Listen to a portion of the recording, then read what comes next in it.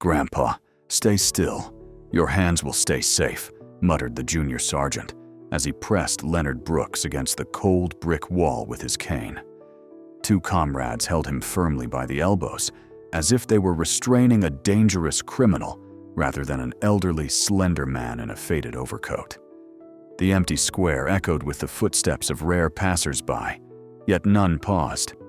Even the birds seemed to have fallen silent. "What is in the box?" asked the heavier one with a smirk, as if he had found a reason to entertain himself. "Memory," Leonard replied. His voice was steady like a precise metronome, and his gaze was calm and direct. The sergeant's smile broadened. He looked at his colleagues. "Did you hear memory? Maybe there's a bottle inside?" Leonard did not argue. The wooden box, tied with a cord, lay at his feet like the last remaining argument of an old man. From around the corner, the hum of an engine became audible. A military UAZ decorated with flags smoothly entered the square. The door slammed as a man in full dress uniform appeared. 4 stars gleamed on his epaulets. General Gregory walked slowly but deliberately, as if counting every step. His expression remained unmoving like granite. He approached, and the 3 policemen tensed at first, but almost simultaneously removed their hands. The junior sergeant lowered his gaze, took a step back, and knelt on one knee. The second and then the third cop followed his example. Leonard stood upright by the wall, leaning on his cane. The general nodded at him as if recognizing an old acquaintance. "Please forgive the delay," Gregory said. "No problem," Leonard answered. Above the square, a flag clinked softly. Opening scene. 72 hours earlier, the morning of 3 days ago greeted Leonard with damp fog and the scent of diesel at the train station platform. He stepped off the train, leaning on a smooth, carefully polished cane, crafted long ago by his late comrade, a sapper. On the chest of his coat gleamed a rusted emblem, the Red Star. His gray hair was neatly combed back, as a long-ago regulation had required. In his hands rested a small rectangular box that contained his entire life, compressed into a few stacks of letters, photographs, and medals. The box resembled a soldier's reliquary, modest yet sturdy. The town showed him nothing but indifference. The tram schedule hung crookedly. The windows of old buildings seemed to gaze right through the stranger. Leonard walked slowly, counting each heartbeat. 3 steps in, 3 breaths out. This was how he once trained soldiers not to lose balance under mountain fire. Now, every breath echoed painfully in his joints. His first stop was the military enlistment office, where, according to a former nurse from the frontline hospital, he could obtain a pass to a private burial ceremony. The route passed through the Eternal Flame Square. The monument, surrounded by granite slabs, etched with the names of the fallen, loomed with an eerie emptiness. Only a janitor in faded overalls swept yellow leaves.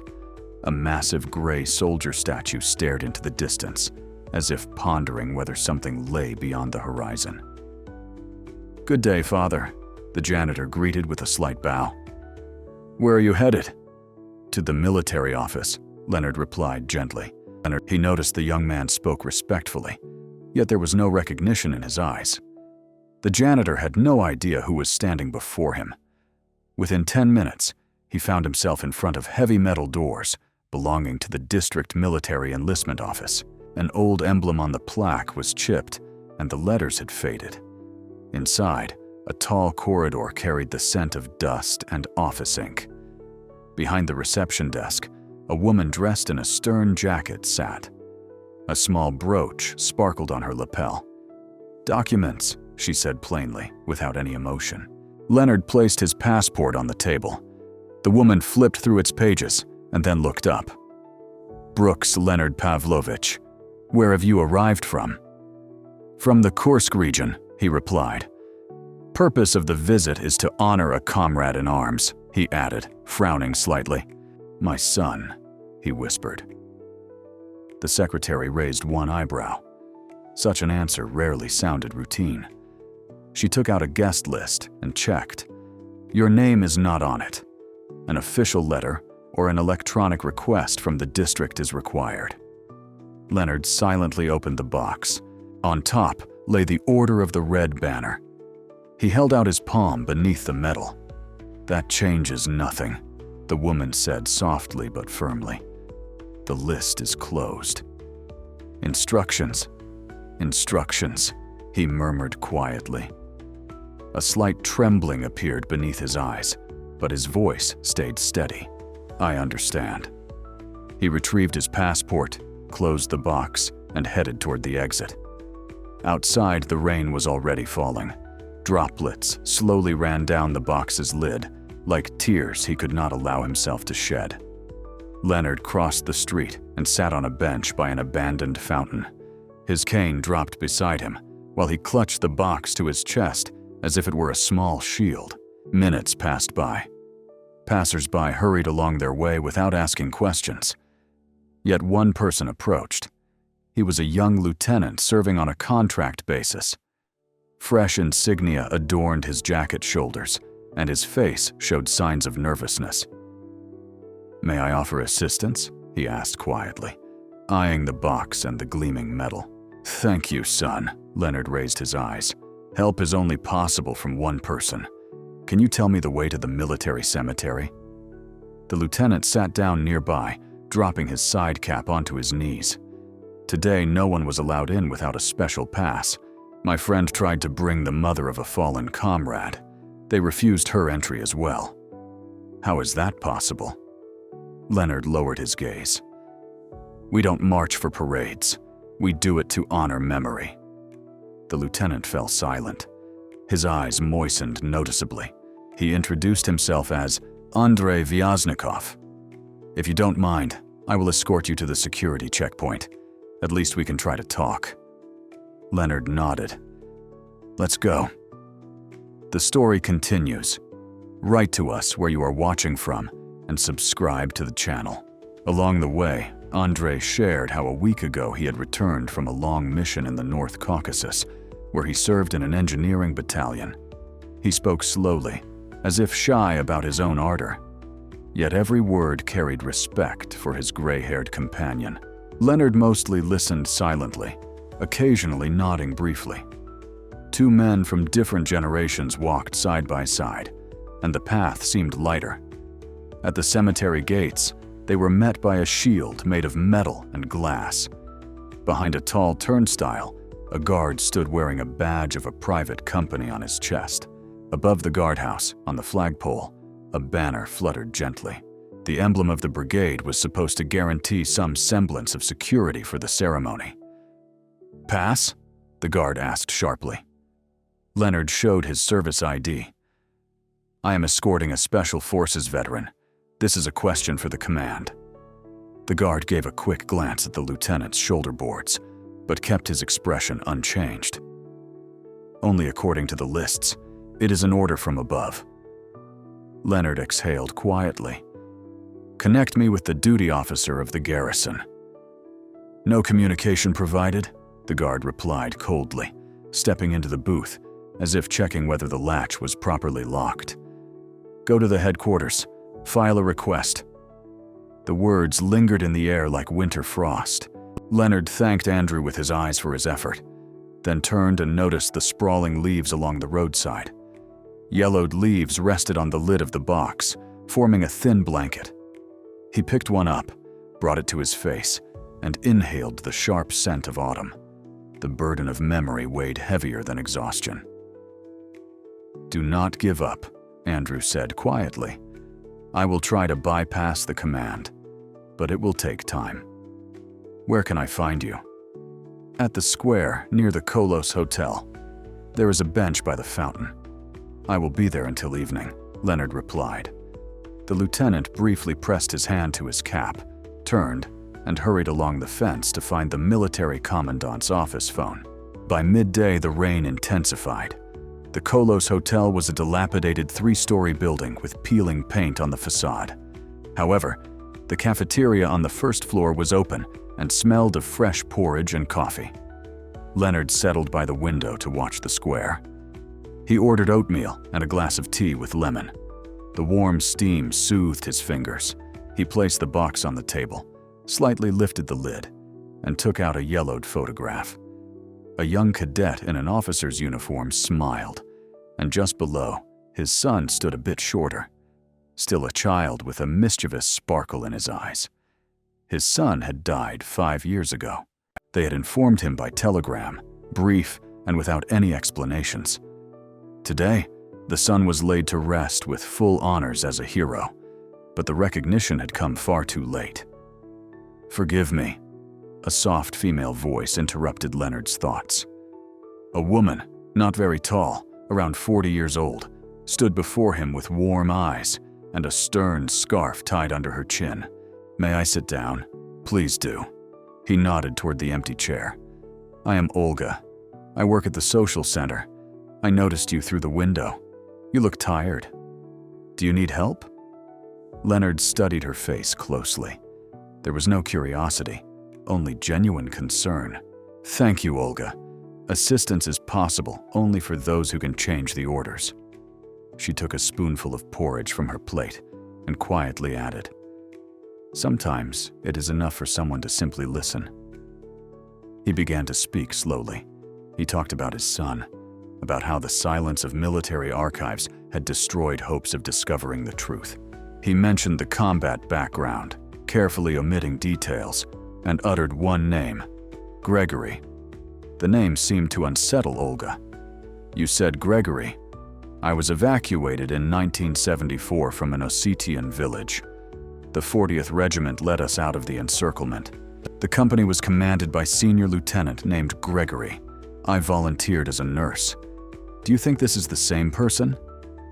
Leonard closed his eyes and nodded. The very one. He saved 2 lives back then. About 10 people were involved. Yet he insisted the credit did not belong to him, but to those who had led the group further, who remained unlisted. Olga rummaged through her bag and extracted an old, carefully folded handwritten sheet. It was a letter the radio operator had given me before departure. Inside was a message of gratitude from the commander. At the bottom stood the signature of Senior Lieutenant Gregory. Perhaps this could be useful? Leonard pressed the photo with his fingers and glanced at the letter. The ink had faded, but the signature remained legible. "This is already a bridge," he said. "We need one more brick." Olga silently took out her notebook, jotting down the unit number, the date, and names. "I know a military journalist here in the city. I will try to persuade him to directly question the general." Leonard expressed his gratitude with a look and stood up. "I will return to the square. It's easy to find me there," she promised, adding, "Do not stay out in the rain." But the rain did not bother him. He understood that memory survives under any sky. When the clock tower struck 4:15, Leonard sat again on the same bench. Despite the dampness, he maintained an upright posture, his shoulders still aligned like a soldier's. Passers-by moved quickly, some nodding politely upon seeing the medal on his chest, but most hurried on.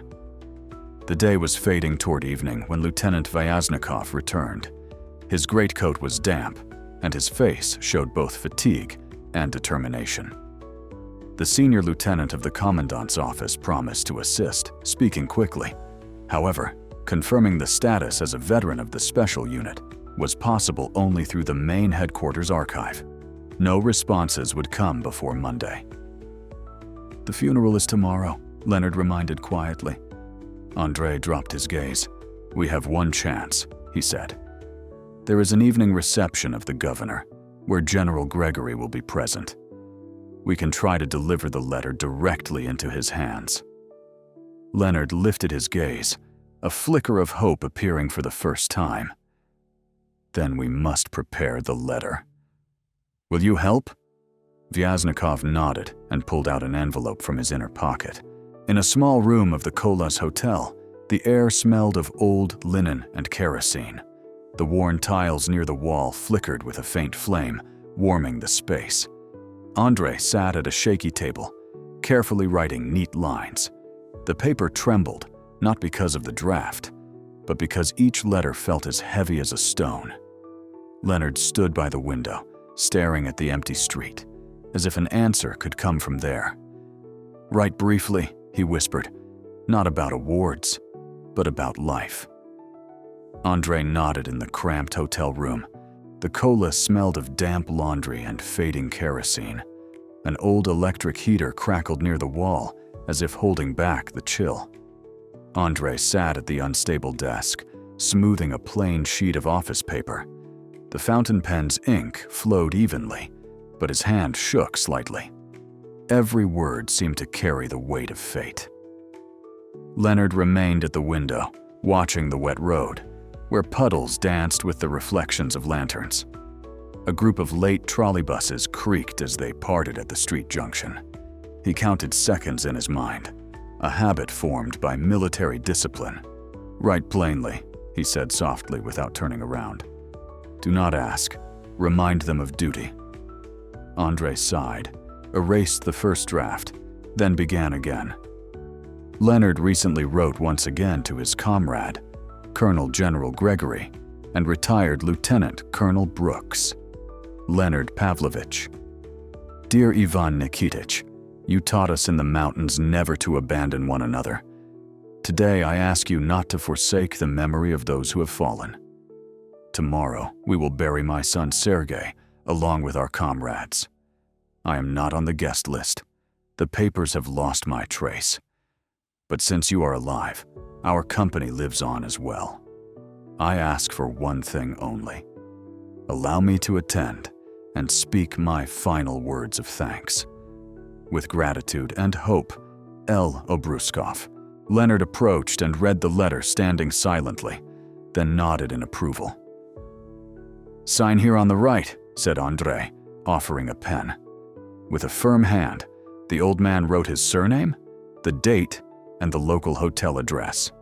Carefully, he placed the letter inside a clean envelope. Andre sealed the flap, running his palm along the edge. "Do you think this will be enough?" he asked, looking up. Leonard answered confidently, "It will suffice. We do not seek favors, only the truth." In the hotel lobby, they were met by Olga. Draped in a dark cloak over her shoulders, gloves peeped from her sleeves. Her expression showed worry, but also determination. "The journalist agreed to talk," she said, instead of greeting them. "But he has only 5 minutes between rehearsals for the governor's speech.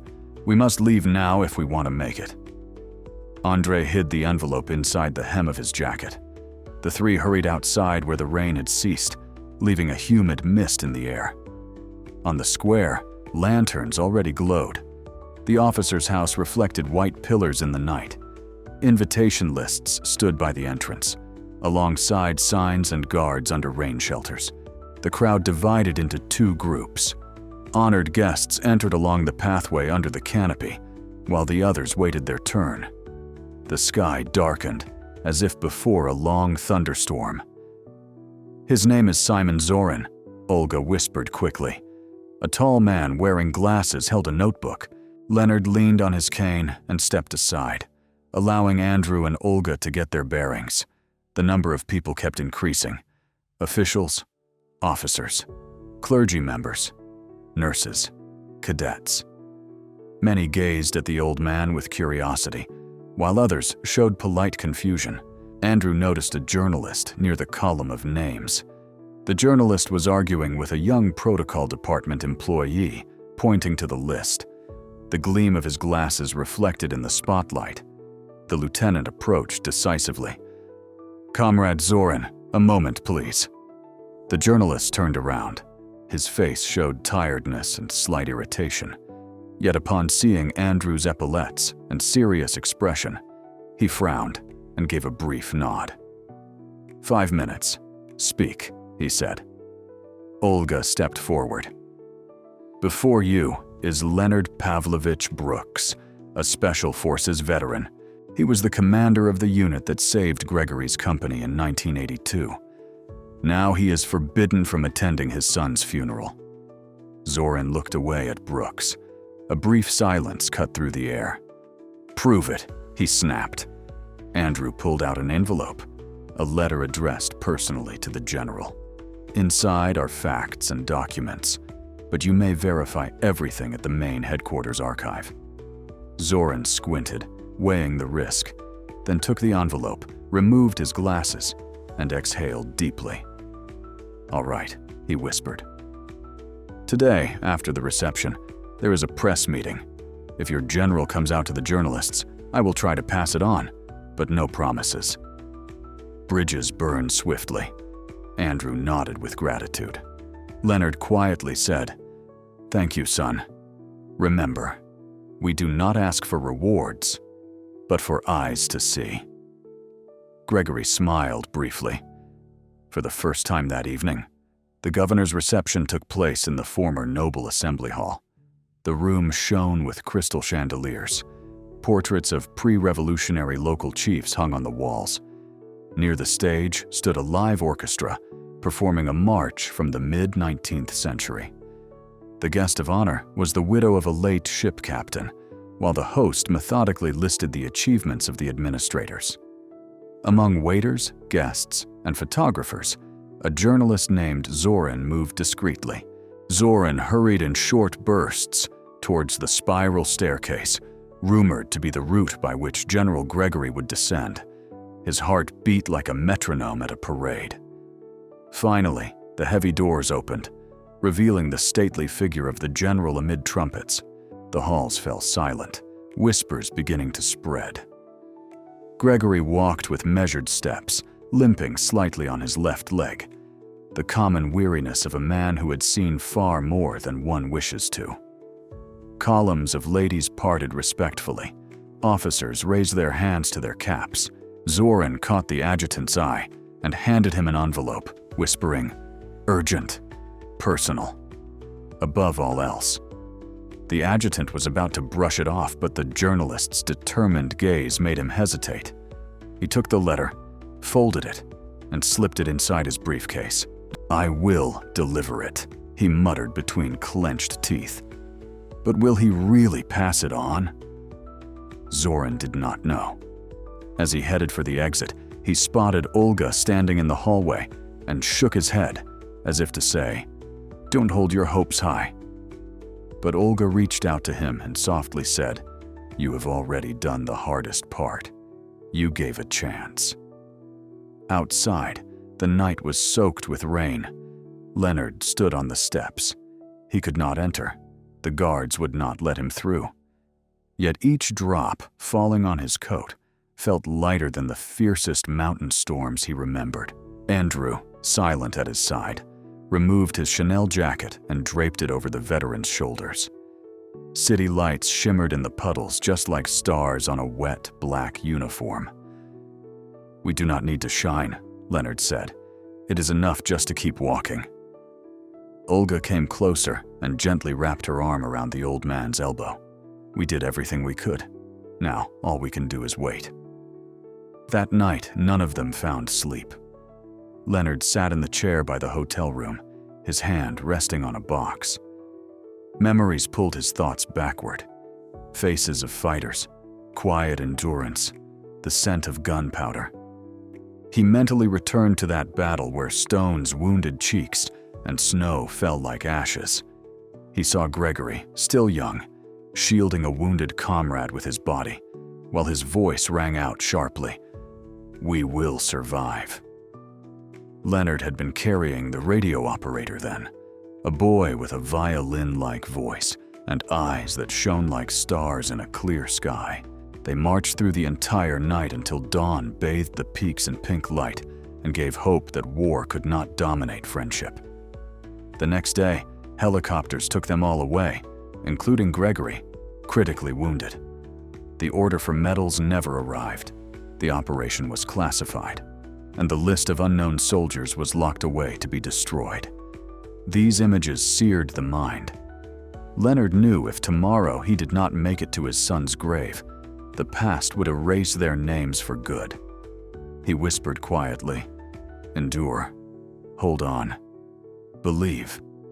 As morning came, when the first tram jingled beneath the windows, there was a knock on the door. Leonard rose from the folding bed and opened it.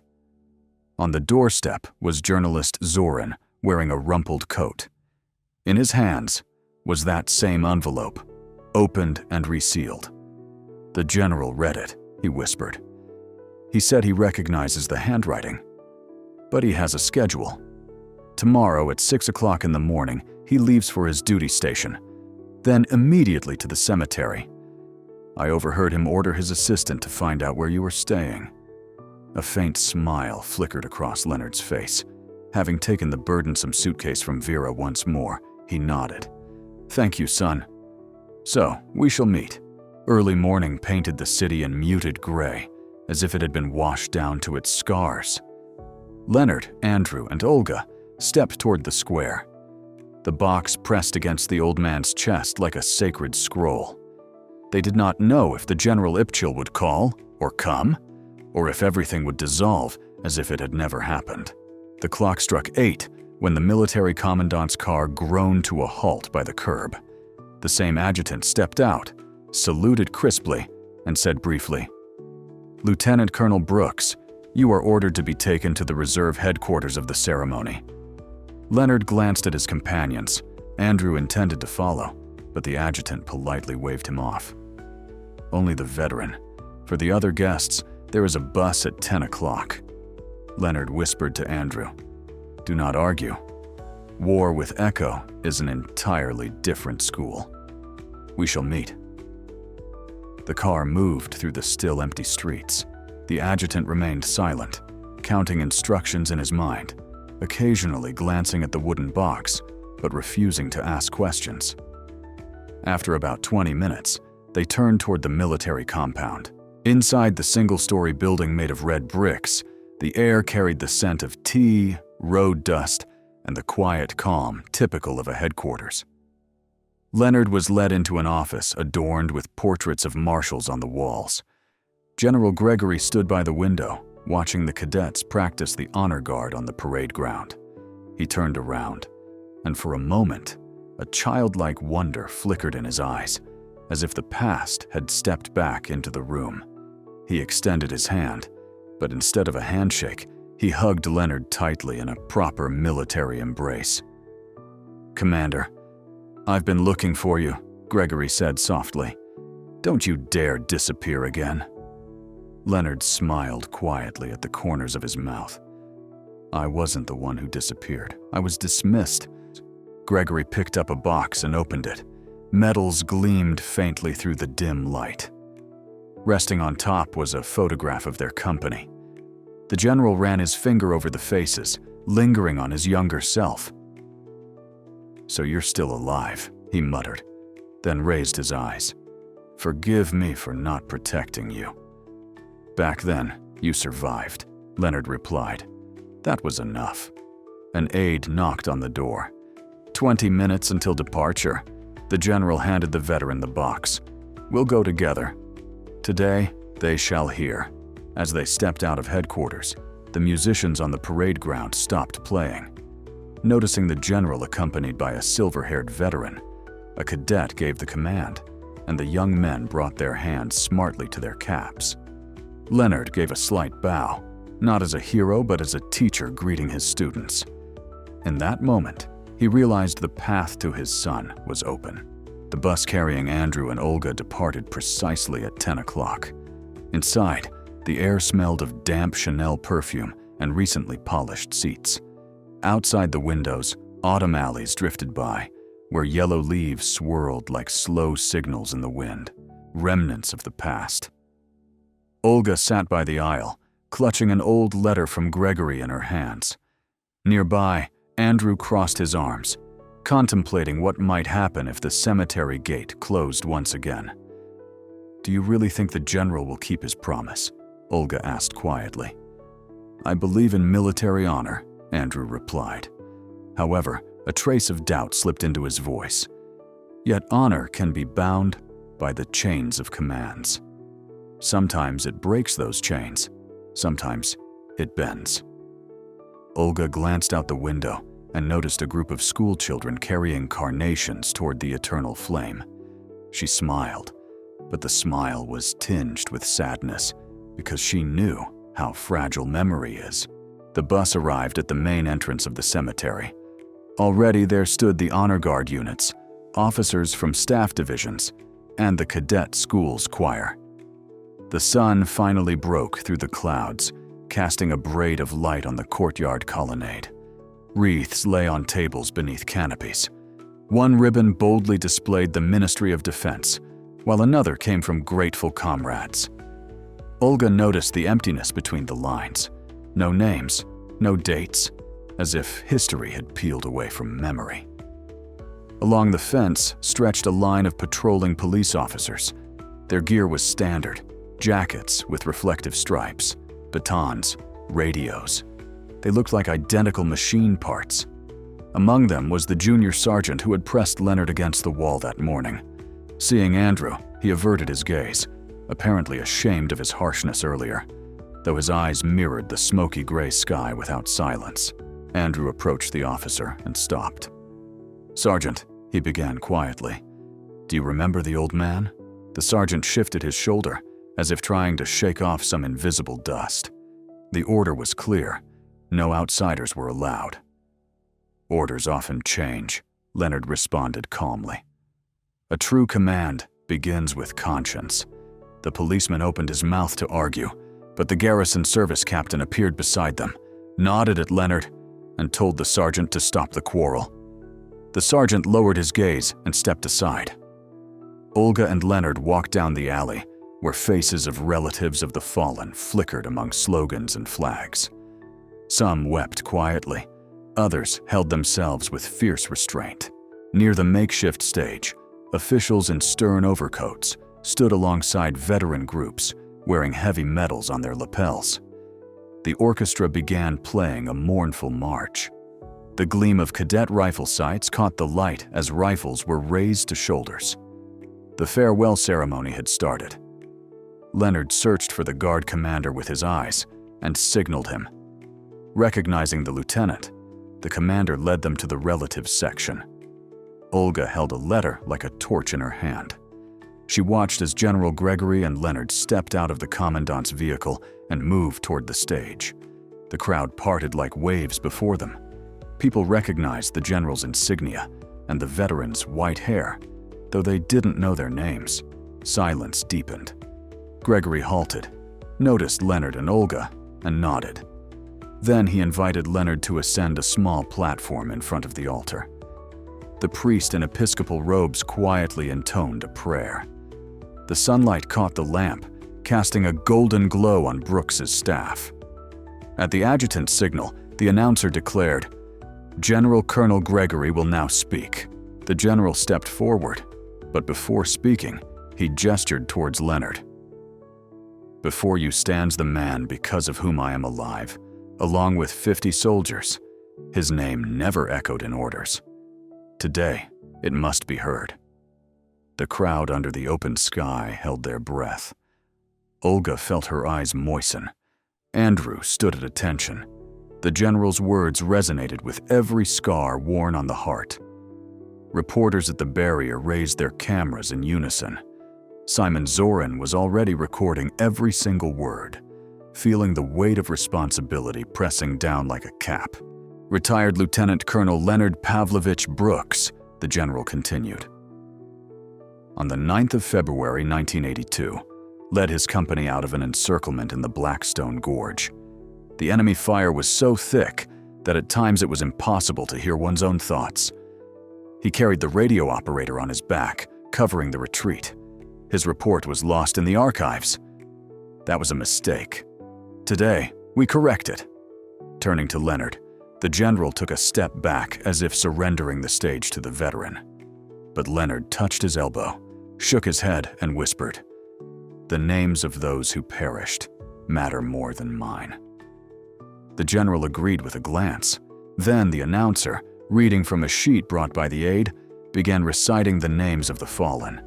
Each toll of the bell accompanied a name. The crowd listened, as if these sounds raised an invisible monument. When Brooks's name was read, Sergei Leonardovich, a veteran, closed his eyes but did not fall. He gripped his cane firmly, his heart stronger than the pain. After the list ended, the general raised his hand once more. Today, we hold silence for the sake of those who gave everything. For those who can no longer speak, and for those still alive, we grant the right to tell the truth. Leonard placed the microphone back on its stand. Everything unfolded quietly, without loud slogans or clamorous fanfare. Yet many sensed that something had shifted. At that moment, the Veterans Associations brought out a small table. On it lay the renewed Book of Remembrance. Leonard signed under the section titled, Witness of the Blackstone Operation. Next came Gregory, then Lieutenant Vyaznikov, journalist Zoran, and nurse Olga. A ray of sunlight connected their 5 signatures like a ribbon, binding the narrators, the keepers of memory. Andrew felt as if he heard the door of oblivion closing behind them, leaving memory free.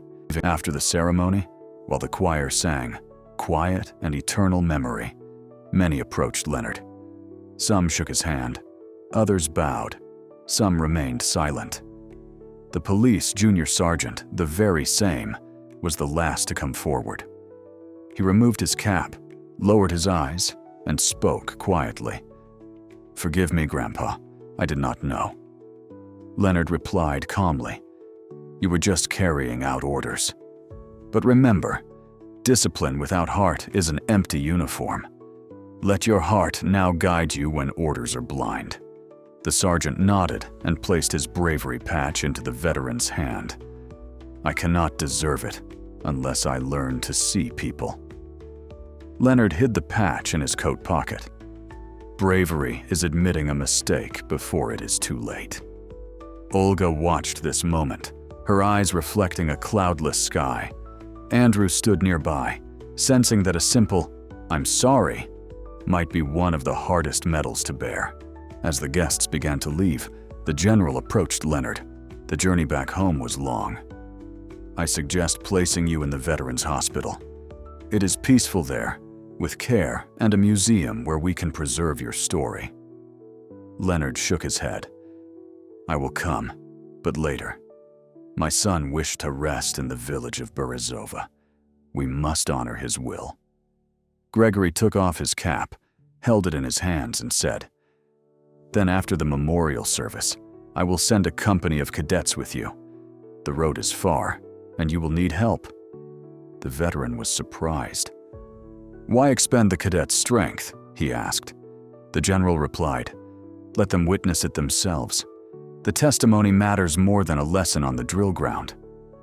Leonard gazed toward the avenue that led to the glade of graves and quietly said, "Then let them be ready for rain. I will teach them to count their breaths." The general smiled like someone relieved of a heavy burden of shame. The day was fading into evening.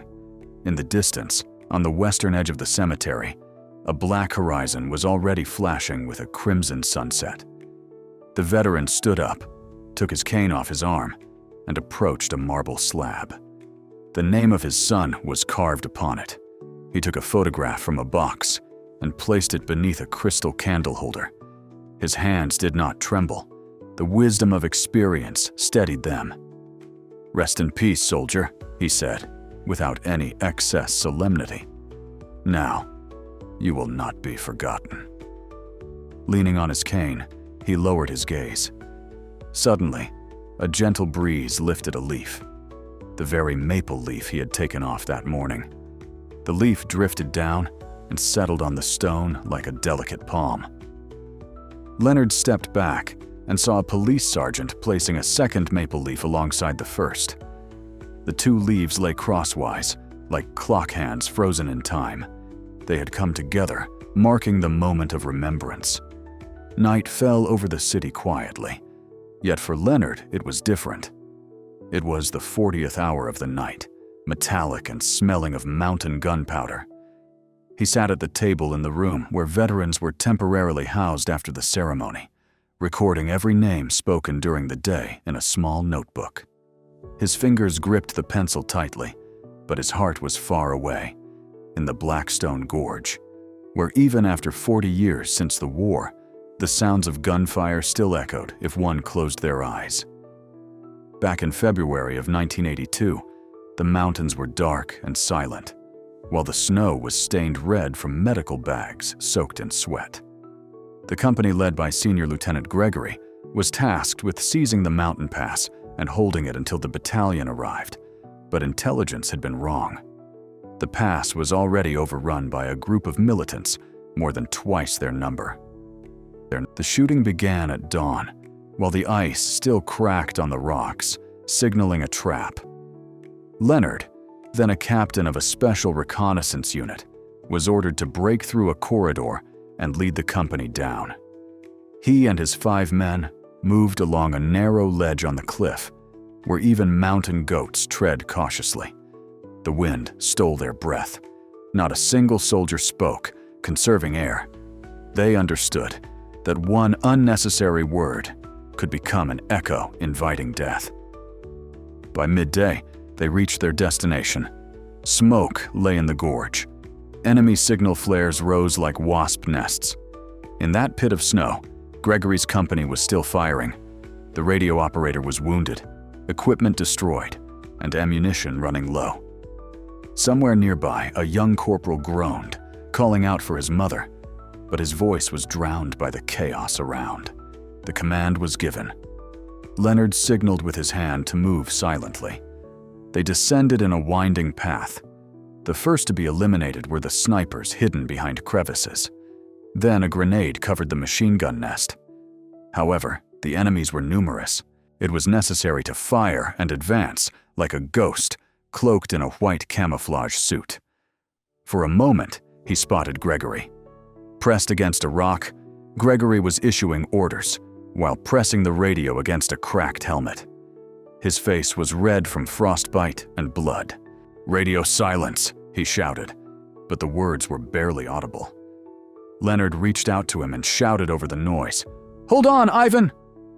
At that moment, a mine exploded nearby. The ground vanished beneath his feet. Then silence descended heavier than any sound. Leonard's consciousness lingered on a tiny snowflake swirling in the air. He regained awareness when a sharp pain hit his shoulders. Yuri, the sled instructor, was dragging him. Gunfire roared around, but from the height of the cliff, 2 more of his soldiers were descending, spreading a smokescreen. The enemy fire was relentless. Fallen bodies blocked the path. The wind tore through the smoke. Leonard gritted his teeth and stood up. Fear could not paralyze his legs. He saw the connection with Toroti, a young cadet with a broken headset. The boy couldn't stand. His left leg was dislocated, the right was shot through. Leonard grabbed the strap of his automatic weapon and bent over. "What's your name?" "Kolya," the boy croaked through clenched teeth. "Get up, Kolya. We'll make it till dawn. We'll live." Leonard lifted him onto his shoulders. His muscles ached from the weight, but determination burned in his chest. That's how they reached the rock's shelter, where the wounded gathered in a tight circle. Gregory lay on the ground, clutching his bleeding leg, and upon seeing Leonard, he said, "You're late, Captain."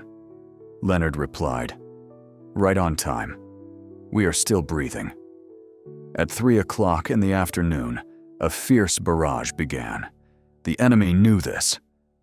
"A blizzard will rise by sunset. We must break the fighters before then." Shells pounded the rock, sending sparks flying from the cliff like a volcanic eruption. Life was brief in this moment. Leonard handed the last ammunition to the 2 remaining riflemen and took the machine gun himself. He fired in bursts, pacing his shots carefully to avoid overheating the barrel. Snow mixed with gunpowder drifted in the air. As the enemy advanced in waves of 15 to 20 men, Leonard ordered a retreat behind the rocky outcrop, staying behind to cover their withdrawal. His feet sank into the dirt as he watched Kolya, the radio operator, crawl holding the radio, while Gregory, limping, led 2 wounded comrades. Pushing through pain, Leonard took a hit squarely to his chest. A shrapnel fragment grazed his belt buckle, revealing blood beneath. In one moment, he felt his strength was gone. Then a fiery explosion flashed ahead. The battalion's artillery finally struck the ridge of the gorge. The ground trembled, and the enemy took cover. The brief calm was their chance. "Move out!" Leonard shouted to the two survivors, his voice louder than the blast. They broke through the rocky barrier, lifted the injured, and stuffed them into the only remaining transporter. Leonard carefully seated Gregory and wrapped his leg with a cloth tourniquet. The company commander squeezed his wrist. Leonard said, "I won't forget. We will survive and remember." The descent through the mountain pass at night was a nightmare. The corridors of wind howled like flutes carved from stone. Sirens blared. Leonard sat beside Gregory as the guide driver rode ahead, shining his lantern to reveal the safe stretches of road. Every 10 meters, a cliff appeared in view. Wet snow fell steadily. Gregory, sitting next to Leonard, would sometimes lose consciousness. Leonard gently rubbed his shoulder and whispered, "Hold on, boy. We are just a couple of versts from warmth." Eventually, they reached the field hospital in the village of Shirokaya Path. 200 wounded soldiers had arrived, but only 16 had died. A miracle for that operation. Yet, the official bulletin stated, no casualties, since no troops were officially present. 2 weeks later, Leonard and his team were sent away without recognition. He bore no grudge against the headquarters. Such was the cost of secrecy.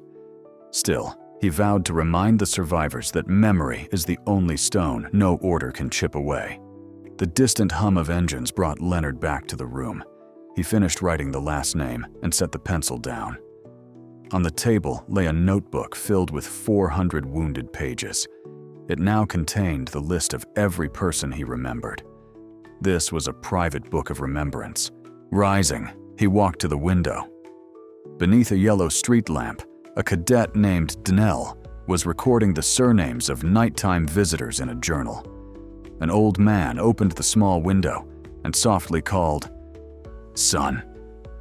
The cadet lifted his head and responded, "Yes, comrade, Lieutenant Colonel.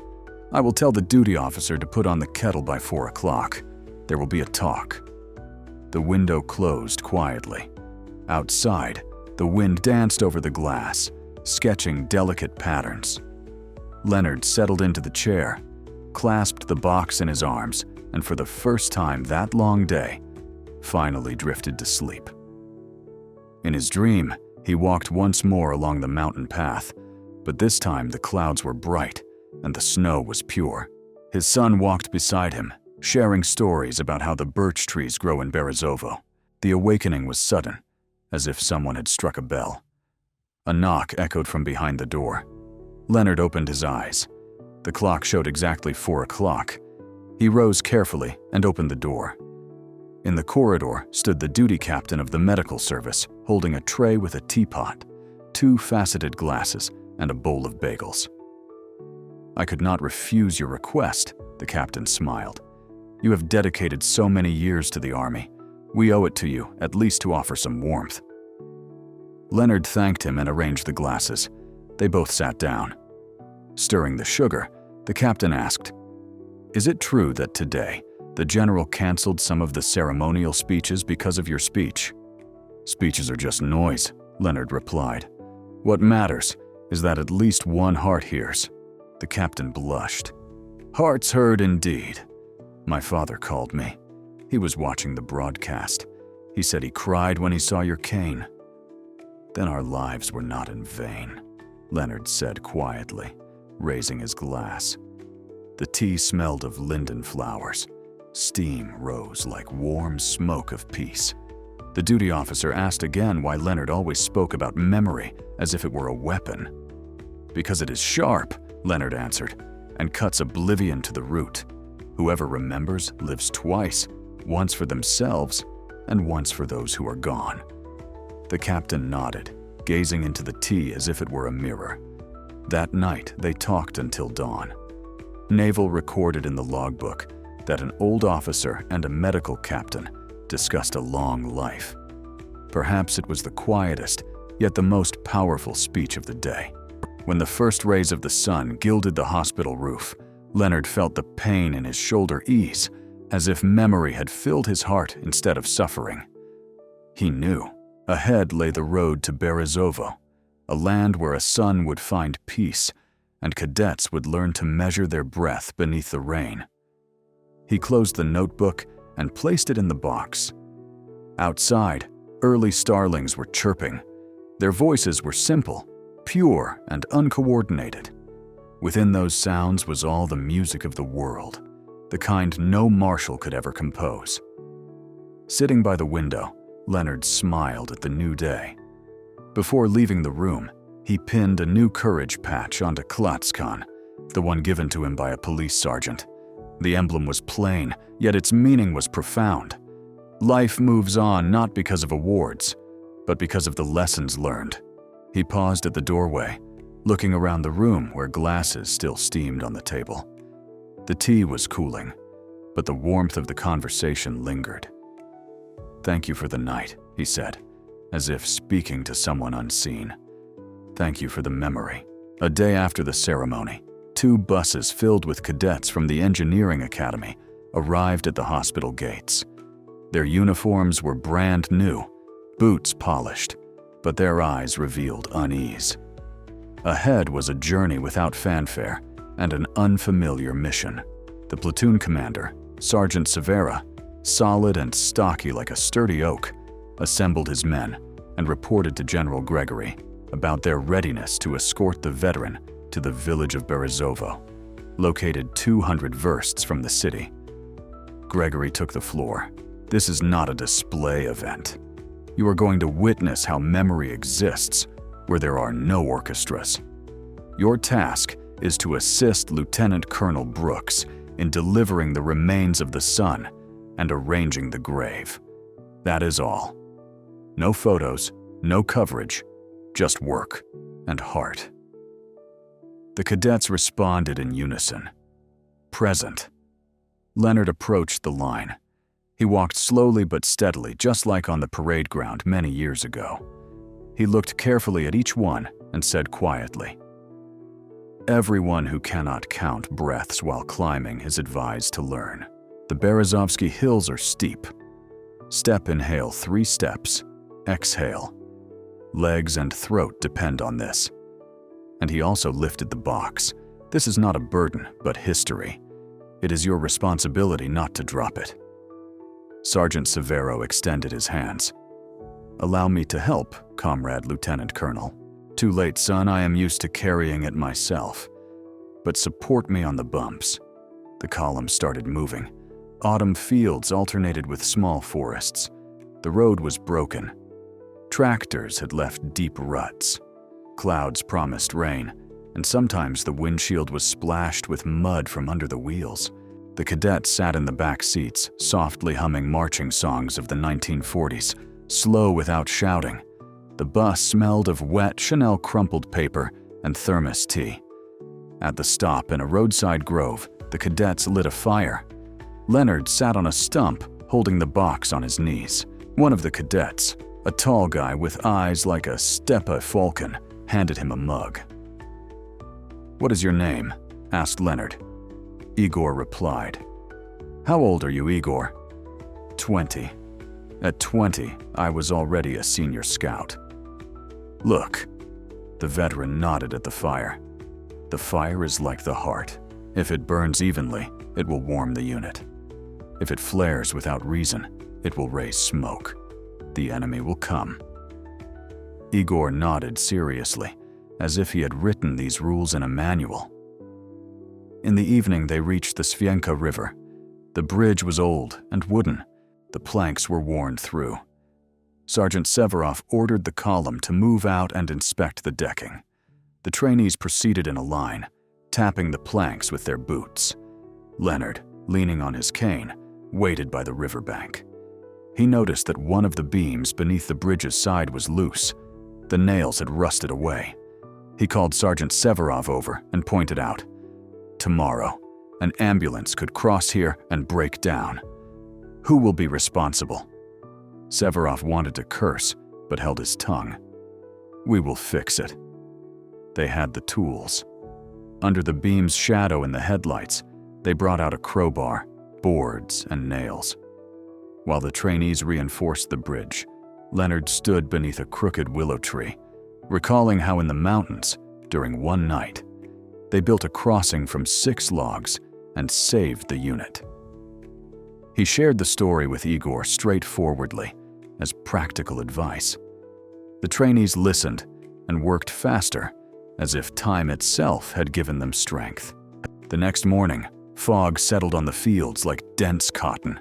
The column set out early to make it before the rain. Gradually, the scenery shifted into forest. The road carried them onward. Suddenly, the bus tilted. Its right wheel had sunk into a pothole half filled with water. A scream was heard inside the cabin. The driver swore and turned off the engine. "Everyone out," ordered Sergeant Severov. The forest tractors had washed away the soil. The trainees unfolded jacks, boards, and shovels. The work was harsh. Young shoulders grew heavy and palms itched from blisters. Leonard bent down to help, pushing the shovel. Igor stepped out of the woods, carrying a thick branch to place under the wheel. The day passed in determination. They repaired the road and pulled the bus out with a winch onto dry land. Already in the evening, the procession reached Beryuzovo. The village greeted them with the faint scent of smoke, the quiet barking of dogs, and the distant ringing of the wooden church bell. The houses stood sparsely in rows. Behind each, there was a vegetable garden with spring water and stacks of hay.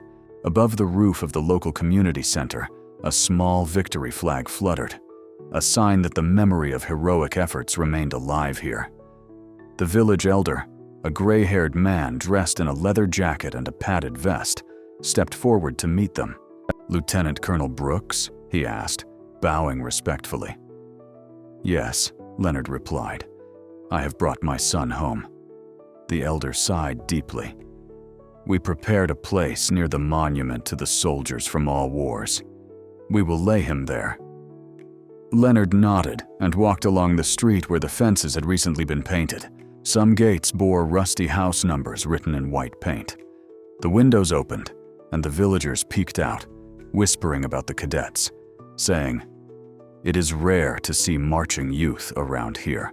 The son's body was delivered in a wooden coffin, draped with a flag decorated with ribbon orders. On the night before the funeral, the cadets arranged torches along the street so every villager could pass by and pay their respects. Elderly women in headscarves placed flowers gently. The children behaved quietly, refraining from running around. One of the cadets played the accordion softly, producing almost lullaby-like melodies. Olga, who arrived later with Andrew, approached Leonard and rested her hand on the coffin's lid. "Tomorrow will be hard. Stay strong." "I'm ready," Leonard said. With each name spoken, the pain seemed to lessen. Sergeant Severov approached and reported, "The spot is well maintained, the plaque installed, the ground reinforced, and the young people worked wholeheartedly." Leonard took off his hat and looked into the distance. Maple Hill. The leaves rustled softly, like the whisper of a comrade in arms. He requested a moment of silence. The campfire crackled quietly.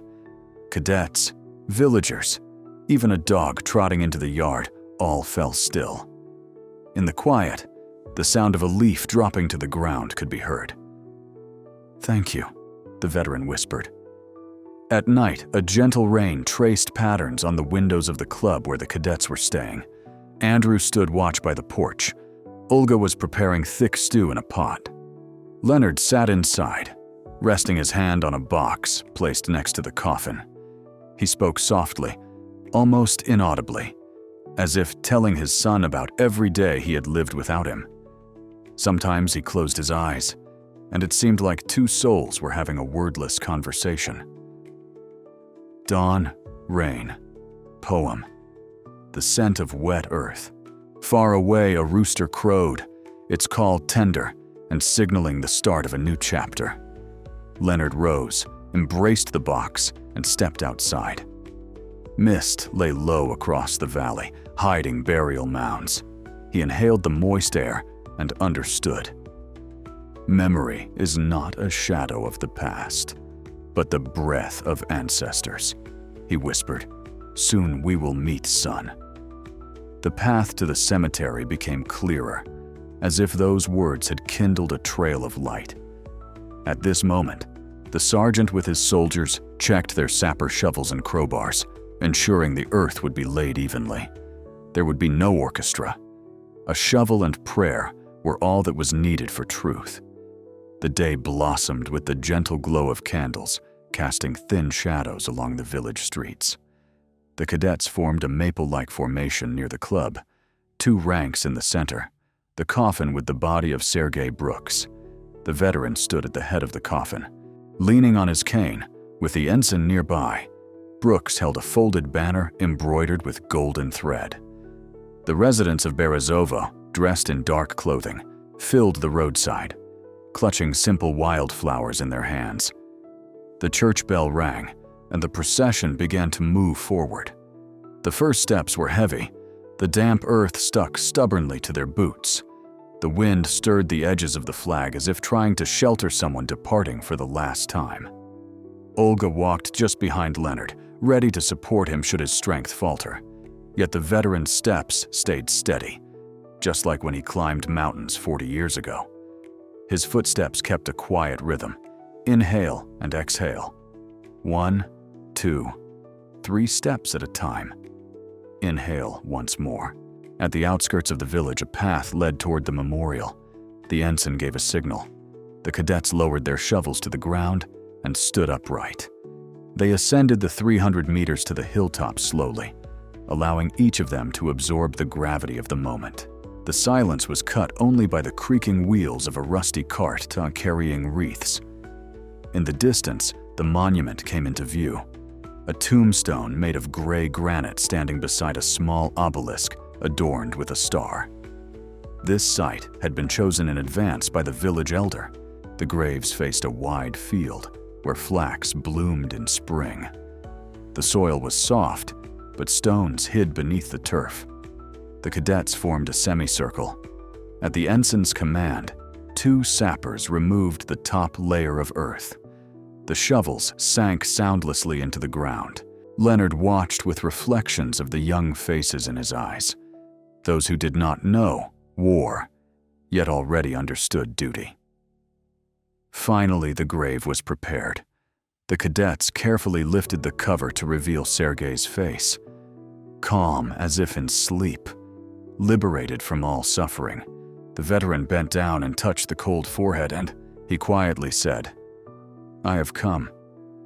Forgive me for being late," as the elder handed him a handful of earth. Leonard scattered it over his son's chest and then placed 2 maple leaves on top. 1 leaf had fallen on the grave at the cemetery. The other was collected by the police sergeant. The soil lay like a blanket of remembrance. The cadets lowered the coffin. The sound of ropes rubbing against palms resembled the creak of an old melody. When the coffin reached the bottom, the elder gave Andrei a silver bell. The bell rang with the echoes of ancient rites.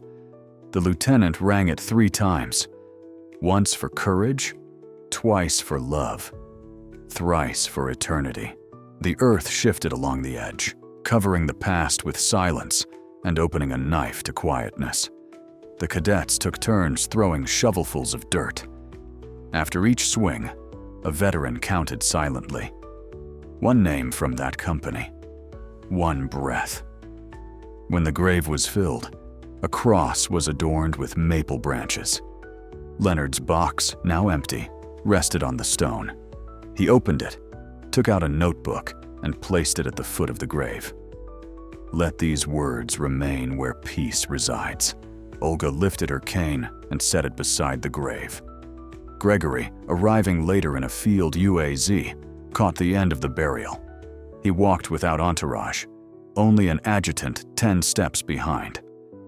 Bowing his head, the general stood opposite Leonard. He brought a small capsule of earth from the mountains where their company had fought. Silently, he opened it and poured the dust onto the grave. The powder blended with the black birch soil. "Now we are together," he whispered. Leonard replied, "In the mountains, we were never apart. Now, the earth unites us." The general looked at the cadets. "Learn this. Bravery is not a gunshot, but a handshake with memory." After the burial, the village. The chapel opened its doors. Inside, the scent of incense and freshly baked bread filled the air. Mother Maria had set the table with borscht, potatoes, and sauerkraut. The cadets, accustomed to eating plain porridge in the mess hall, ate slowly and with reverence. Icons hung on the walls, while the wall clock marked the steady rhythm of peaceful life. The abbot quietly recited a prayer of gratitude. At the table's corner, the elder placed a bion. Igor, the cadet with sharp, hawk-like eyes, picked up the instrument. The opening chords were soft. He adjusted the tone carefully so as not to break the silence. Leonard recognized the tune, an old wartime waltz. He rose and walked toward the chapel's doors, opening them wide. A fresh breeze entered, carrying sunbeams along with it. The melody filled the room, and on the old man's face appeared a barely noticeable smile. Although the music was tinged with sadness, hope blossomed within it. "It is good," said Gregory. "It is good when a song remembers." The cadets put down their spoons and listened intently. Tears welled in many eyes. They noticed how a slender ray of light touched the box on the table. It was empty, but seemed heavy with invisible metals. Olga closed her eyes and leaned against the wall. "Music heals," she whispered softly. In the evening, as the sun bathed itself in the river and sank behind the hill, Leonard approached his son's grave. The maples sprinkled red stars of leaves. The garden grew silent. He knelt and ran his hand over the stone, which today bore a name and years. Brooks Sergei Leonardovich, 1960 to 2024. Beneath the dates were the words, "He lives while his father loves him." Leonard placed his hand on his chest and listened to the heartbeat. It was quiet but steady. He remembered the words of the medical captain. "Those who remember live twice." He whispered, "Live, my son, following in my footsteps." Rising, he brushed off his cloak. In the distance, the village street was aglow.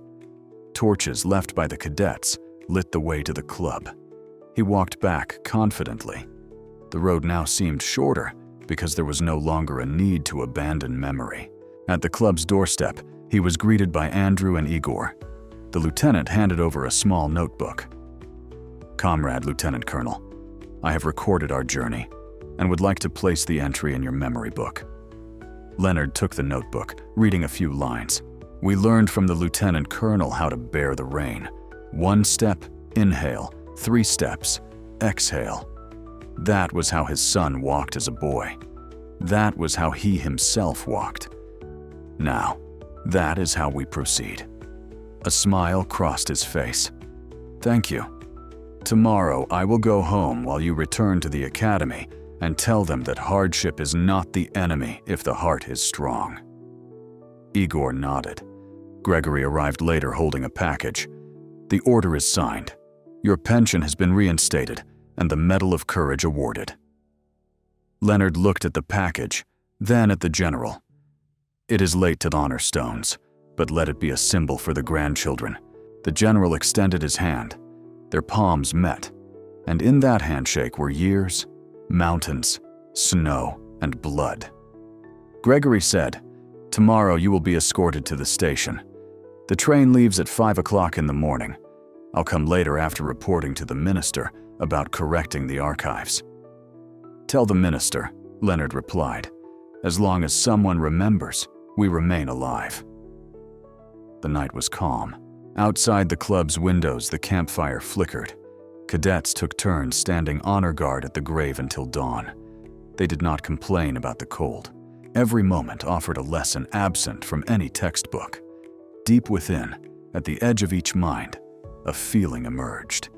Their youth gained purpose ahead of time. In the dead of night, Sergeant Leonard Brooks approached the campfire. Removing his cap, he crouched and, gazing into the glowing embers, quietly asked permission to speak. The cadets nodded in agreement. "We often shout, 'I served the homeland on the parade ground,'" he began. "But today, I realize that true service starts where no one is watching. The senior always stands ready to sacrifice, so the junior can grasp the meaning behind every step. Don't forget this hill. If memory fades, we fade with it." The northern sky unveiled countless stars, and one fell, leaving a glowing trail behind. A cadet whispered softly, "That star guides our hero home to his son." The fire crackled and responded with a delicate chime. As dawn approached and the east shimmered, the guard change came to an end. One cadet took out a small bugle and played retreat. The notes rose slowly toward the heavens, as if unwilling to leave Earth. An old veteran heard the sound, opened his eyes, and smiled. He knew that memory now lives on through the music of the younger generation. At sunrise, the buses readied for the journey back. The cadets hesitated to board, each wanting to take one last look at the hill. Igor stepped up to the grave, removed his glove, and traced the stone with his fingers, as if making a solemn vow. Andrew did not capture the moment with a camera, but with his eyes, intending to later share it with his comrades. Gregory, preparing to leave, wrote a letter to the governor. "I propose establishing a memory school in every cadet company," he stated firmly, teaching children not a march, but a wise pace. He handed a copy to Leonard, asking, "Do you agree?" Varen replied, "I agree, but let the lesson not become a parade. Let it be quieter than a prayer and louder than conscience." Sergeant Severov gave the village elder a pack of maple seeds. "Plant them around the hill. Let a forest grow like a living company." The elder pressed the seeds to his chest. "Let's protect them." When the buses started moving, the wind sighed. It seemed as if the earth itself was thanking those leaving and those staying behind. Leonard, sitting up front, held a box. It was full again, not with medals, but with letters from cadets. Each one expressed gratitude for the lesson. He promised to read them at home. Outside the window, fields stretched, the grass shining like gold. In the veteran's soul, there was a strange lightness, as if, after a long illness, he whispered in his mind to his son, "We have fulfilled our duty, and the duty has given us peace." Suddenly, the bus stopped by the River Svianka. The driver announced, "Checking the bridge, Sergeant." Severov stepped out and saw yesterday's beam firmly held. He smiled and said to Cadet Igor, "You said you make tables at home?" "Yes," came the answer. "Remember, the right nail strengthens both the bridge and friendship." Igor smiled. The bus continued its journey. Before departing, Gregory handed Leonard a leather-covered case. "What is this?" the veteran asked. "The shape of the order will be kept here, but the most important thing is here." The general touched his heart. "I added a copy of the decree with your feats. You can pass it to your grandchildren." Leonard opened the case. On the cherry velvet lay the Order of Courage. He did not shine brightly, yet in the sunlight, he glowed with a gentle fire. The veteran closed the case and said, "Medal, mirror, let it reflect those nearby." The general nodded wearily but with relief. The train departed at 5 o'clock in the morning. On the platform stood General Andrew, Olga, and the cadets in formation. As the carriage started moving, Leonard stood by the window holding the box. Memory was not leaving. It was traveling with him. The cadets raised their hands to their caps. The wind laughed through the locomotive's pipes, unaware of the names it carried. Leonard sighed and thought, "As long as someone remembers, we are alive." The blue distance welcomed the train just as the night sky embraced the stars. 3 months passed. The January frost, like a glass breath, encased the streets of Leonard's hometown. He now lived in a modest house on the outskirts, where the windows looked out over a birch grove. On the wall hung a photo of his son. Beside it, a framed memory notebook. The box rested on a shelf like a small museum. Inside were letters from the cadets, maple leaves, and a patch labeled Courage. The first pages of a book detailed steps across rain and bridge. That day, a postman delivered a thick envelope. The seal bore the emblem of the Ministry of Iron Defense. Leonard opened it and saw a copy of the order restoring him to the list of participants in the Blackstone Special Operation, dated this year. At the bottom was the minister's signature, and next to it, the name of General Gregory, now holding the new position of Deputy Commander-in-Chief for Historical Memory. Leonard read the lines, sat down, and gazed for a long time out the window at the snow, as if verifying the truth on the white page of winter. Later, he stood up, switched on the desk lamp, and took a clean page from the notebook. He began to write. Today, memory became law, which means the path was not in vain. He sifted through the cadet letters. In one, Igor described how maples were planted around the hill. Each leaf in the whisper recalls your footsteps. Inhale, 3 steps. Exhale. Andre reported that the academy introduced a course called History Without Archives. Cadets studied the memories of living witnesses. Sergeant Severov sent a photo of the refurbished bridge over the Svianka. On the pillar was a plaque stating it was built by the hands of those who remember. Leonard smiled. He got dressed, took his cane, and went outside. The frost was biting, but the sun was shining brilliantly. In the grove, the sound of axe blows could be heard. Neighbors were gathering firewood. He walked slowly along the path. Step. Inhale. 3 steps. Exhale. His heart carried a warm silence. Near the edge stood a wooden bench where Olga sat wrapped in a down shawl. She stood up and said, "Congratulations on the decree. Now children will read your names." "Not mine," Leonard replied. "Ours." They both sat down.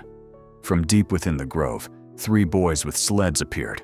One noticed the veteran, took off his hat, and loudly said, "Thank you for peace, Grandpa." Leonard patted his shoulder. "Soon you will plant new trees to make peace stronger." The boy nodded seriously. Olga glanced at the box in the veteran's hands. "It's hard to carry all the time." "Light," Leonard smiled. "It's empty. Everything has returned to the earth and the people." He stood and looked toward the horizon. Memory is a road without end. "No," Olga whispered softly. "It is a home, and we live in it." In the evening, Leonard lit a kerosene lamp and sat down at the table. He opened his notebook to the last page and wrote, "History ends where love begins." Closing the book, he extinguished the light. The night was clear, and through the window, an order of courage glimmered, reflecting the stars. In their glow, words were understood without saying a sound. As long as someone remembers, we are alive. A week later, an exhibition called The Road of Memory arrived in the city. The organizer was journalist Zoran. In the center of the hall, under glass, rested the very box gifted to the museum by veterans. Nearby was a map showing routes from the city to Berezovsky, marking bridges, resting spots, and a cemetery. Inside the display case were 2 pressed maple leaves with a plaque underneath, declaring this the bridge between past and present. Visitors moved slowly, reading and occasionally wiping their eyes. At the opening, General Gregory spoke plainly. "We are not showing feats, but everyday courage. It is quieter than a gunshot, but louder than time." After his words, children from the cadet class performed a frontline waltz on violins.